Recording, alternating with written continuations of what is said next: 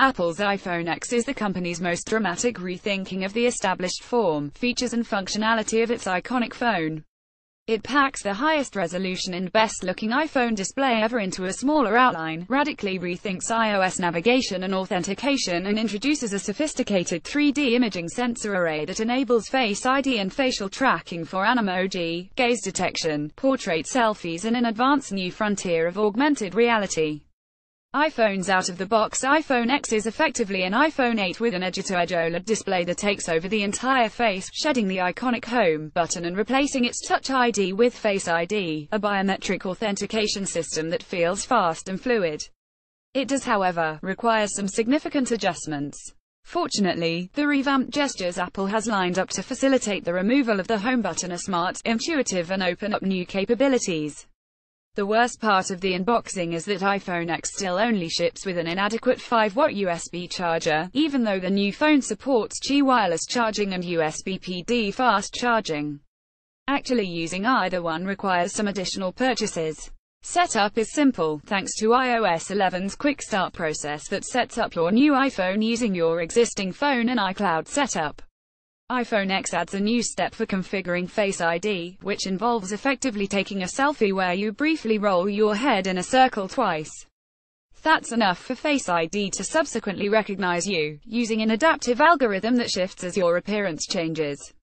If you make more radical change, shaving off a beard, for example, you typically only need to re-enter your passcode to confirm that you are still you.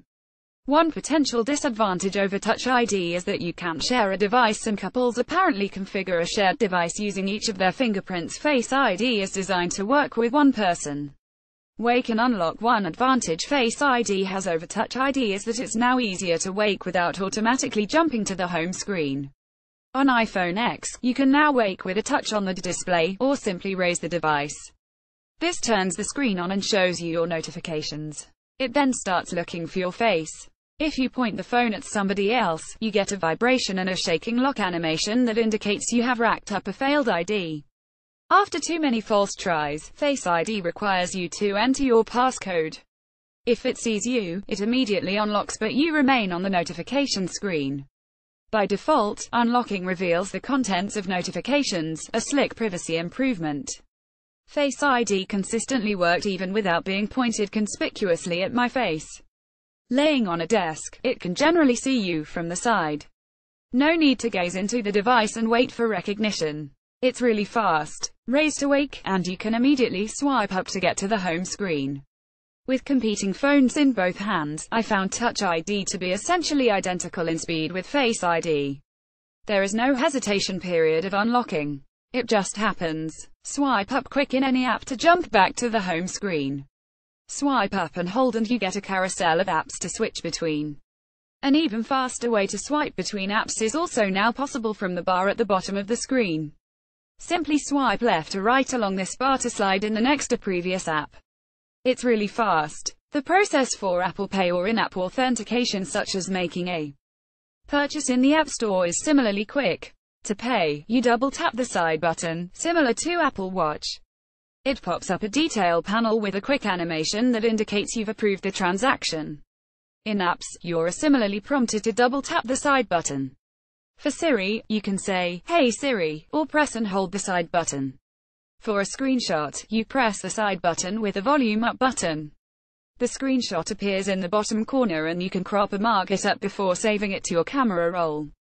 Press and hold those buttons and you instead get sliders to shut down the phone, make an SOS call or show medical ID.